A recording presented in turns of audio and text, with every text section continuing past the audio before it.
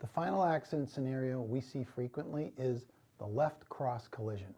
This occurs when you are riding straight through an intersection and a car traveling in the opposite direction takes a left turn and either hits you or crosses your path, leaving you no time to avoid a collision.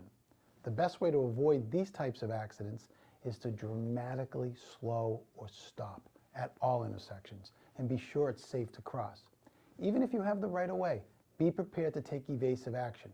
I always assume that the operator of a nearby car doesn't see me. Remember, the goal is to stay alive, not to win a lawsuit. In Massachusetts, the law states that, and I quote, "Any operator intending to turn left in an intersection across the path or lane of vehicles approaching from the opposite direction shall, before turning, yield the right of way until such time as the left turn can be made with reasonable safety." That's Chapter 89, Section 8.